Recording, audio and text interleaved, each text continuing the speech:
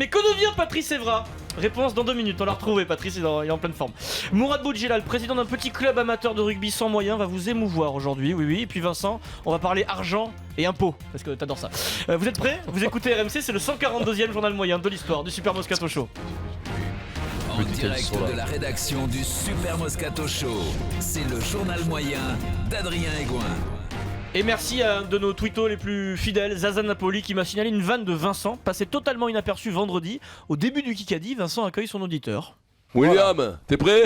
Ouais, salut tout le monde. Salut. T'es serein, William? Merci Frédéric Pouillet, William Sorin. Sans conviction celui-là, Vincent. C'était Très bon, vendredi. très bon, très bon. William Sorin. William Enfin, Sorin. c'est une blague du vendredi. Voilà, William Sorin. Ouais. On valide, parce que comme ça, avec un peu de décalage, c'est pas mal. Oui. Celles du lundi sont moyennes, celles du vendredi, c'est fin de semaine, sont jamais bonnes quoi. Il est de retour, messieurs, dames. Écoute, toi, C'est pas si facile que ça de remplacer Evra.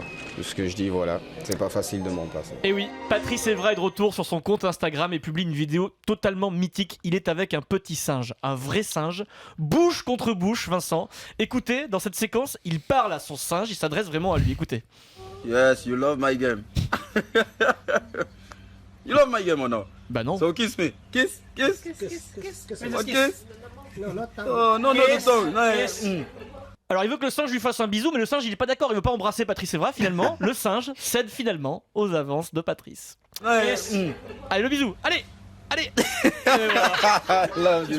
Gros bisou sur la bouche du singe. Allez voir la vidéo sur le compte Twitter du Super Moscato Show. Il se régale, Patrice Evra. Il nous régale. Franchement, il est énorme quoi. il est extraordinaire. Mais non, mais c'est sympa. C'est plus sympa qu'un joueur qui fait la tête. Il love this game. Il love this game. Ça commence à t'énerver, ça. Ça commence à t'énerver. Je trouve que c'est très inspiré, Alors, ça. il a plus espacé ses interventions, tu vois. Il commence à te saouler, du coup. Ça nous fait du bien aussi, quand même. Alors bon, on tous est les content. 3-4 mois, il réapparaît. Voilà. J'ai écouté direct rugby sur RMC hier soir. Thomas Lombard et Sébastien Chabal recevaient en direct David Mélé, le joueur de Grenoble qui a offert la victoire à son équipe avec un drop à la dernière minute. Vincent, tu as vu ça? Sébastien Chabal veut lui poser une question sur ce drop. Sauf qu'il y a une règle à la radio. Quand on a un invité, il faut faire des questions courtes pour avoir le temps d'entendre l'invité parler. En fait, c'est la base. Donc normalement, la question devrait être: est-ce que tu peux nous raconter ce drop à la dernière minute, David, alors que vous étiez sous pression? C'est simple comme question à poser, oui. Avec Sébastien Chabal, ça devient encore plus simple avec Sébastien, très simple. Et surtout le dernier, il faut rappeler un peu le contexte du match. Vous prenez cet essai de pénalité qui vous assassine en toute fin de match et on a connu tous les déboires, on a suivi de près votre aventure et votre saison et vous avez perdu beaucoup de matchs sur des situations qui n'étaient pas qui n'allaient pas dans votre sens et encore la décision est peut-être contestable, en tout cas elle est dure. C'est quoi la Elle question? est très très dure et je pense que heureusement que tu es un fervent pratiquant du drop pour pas avoir trop de pression parce qu'avec les conditions et tout ce qu'il y avait autour, il était pas simple celui-là. Écoutez. Ouais, il était pas simple, mais. Oui, voilà. Il y a eu 2 secondes de décalage, il s'était endormi, David Médé. Il s'est endormi, Ça, il m'a fait péter une question. Alors, ça, c'est de la question. Comme à ce moment-là, il y a le fielleux Pierre Dorian qui débarque à l'antenne, puisque la séquence se déroule juste avant Basket Time. D'accord. Le fielleux Pierre Dorian prend de gros risques avec Sébastien Chabal, très gros. Juste avant de démarrer le basket, je voudrais quand même poser une question à Seb. Je voudrais savoir si tu as compris ta propre question à David Mélé, Seb. Tu vas prendre un bourre-pif, Pierrot. Laquelle, fais gaffe. Pierrot? La dernière, là, écoute, je suis arrivé, je pensais qu'on avait un invité, puis en fait, tu parlais tout seul. T'étais en train de te noyer dans un truc incompréhensible. T'es vraiment Mais un ils sont connard. polis. Ils sont polis, c'est rugbymen. Voilà, la réponse est simple de Seb, efficace. Et là, Eric, que se passe-t-il quand dans un troupeau de sangliers, il y a un sanglier qui est attaqué? Ses copains, l'autre le défend. ses copains sangliers veulent le défendre. Thomas Lombard oui. attaque gratuitement Pierre Dorian sur son physique. Basket Time avec Steve Brun et T'as Laurent déjà un Sierra. très beau tricot qui est pour être au niveau. Je sais pas où Tu as tu mon l'as trouvé tricot. celui-là. Alors, Ouais, je vais tout te j'ai dire, pas d'autre il a nom dû pour. le Je sais piquer pas à ce que Vincent, c'est parce que c'est pas un t-shirt. Écoute, C'est un truc. Fillon, il se fait offrir des trucs. Celui-là, au moins, tu pourras l'offrir à personne. c'est vachement bien. c'est sûr que ça va pas coûter 15 000 euros. Pull dégueulasse de Pierre Dorian à voir sur le compte Twitter du Super Moscato Mais Show. Le je pull te d'hier. jure. Non, c'est le pull d'hier. Alors, celui-là Non, aussi ça aujourd'hui, va, c'est c'est horrible. Vraiment dégueulasse aussi, Voilà. Pierrot, je te le dis. Mais il faut pas faire C'est embêter les cache-pied en sangliers. plus. Tu avais pas Ça acheté va, à regarde, Pékin, je ça? vais mettre ton t-shirt. Voilà. Ah ouais, Pierrot. Ouais, Attention. Attention, t'as le même, Attention, t'as le t-shirt même. qui monte. On va voir Attention. Pompidou. On va voir Pompidou. Ah, voilà, on l'avait vu, Pierrot. Attention. Regarde, t'as les mêmes. Tu sais que t'es gaillard quand même, Je t'as sais, des pecs. bien sûr. Tu vois la muscu là, non? Tu nous le caches. C'est naturel. C'est naturel. Allez voir tout ça sur le compte Twitter. Pierrot est très joli. À la gamelle, ça y est, va y aller. Ça y a pas de problème. Sans transition, émotion, Vincent. Très beau t-shirt Rolliston. La France entière a eu les larmes aux yeux en regardant Stade de dimanche. Mourad Boudjelal, le président du petit club amateur, je ne sais pas si vous connaissez, qui s'appelle le RCT, était l'invité de Céline Géraud. Il nous a ému, Mourad. Dimanche, qui arrive, quart de finale de la Coupe d'Europe, Toulon se déplace à Clermont. Mais faute de moyens, pour les Toulonnais, ce match n'est plus un objectif. Aujourd'hui, pour nous, la priorité, ça va être dans les 6. Et oui. Donc, jouer à Clermont, ça veut dire encore 2 ou 3 blessés. Une demi-finale, sincèrement, derrière.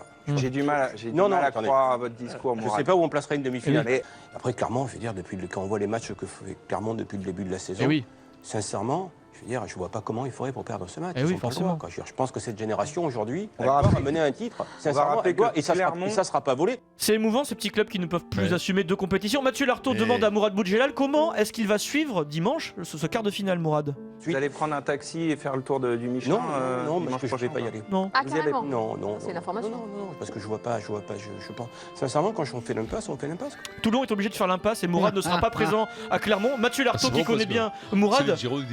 C'est une information, il sera pas au stade. Mathieu Lartaud, qui connaît bien Mourad Boudjelal, le relance quand même.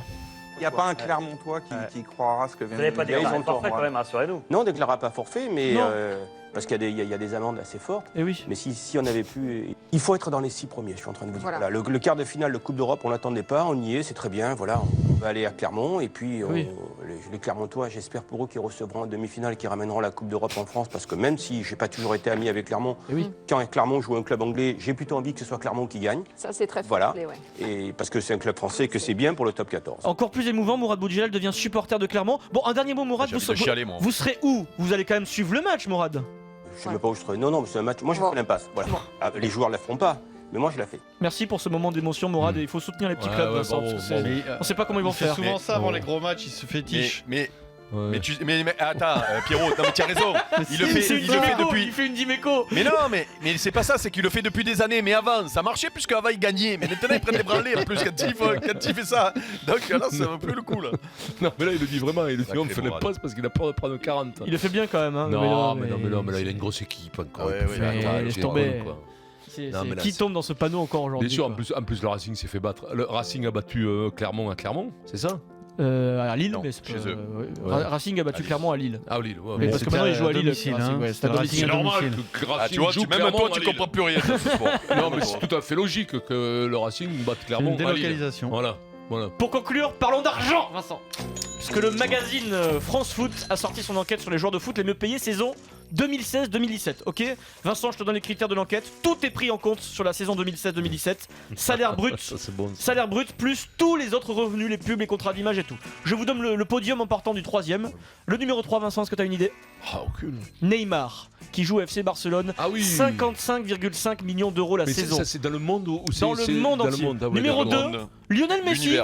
Lionel Messi, 76,5 millions la saison. Et puis numéro 1, grand numéro 1, un certain Cristiano Ronaldo qui joue au Real Madrid. Saison 2016-2017, tout revenu confondu, il a touché 87,5 millions d'euros. C'est des sous, ça fait 7 millions d'euros par mois brut, c'est pas mal. Alors après, il paye des impôts, le pauvre, mais bon, c'est pas mal quand même. Bon, on imagine, il a pas tout payé parce qu'il n'aurait pas autant d'ennuis. Ça fait des sommes quand même, tout ça, non, monsieur?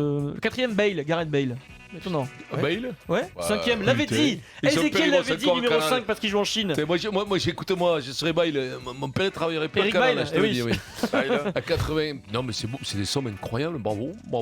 Cristiano. Bravo, Cristiano.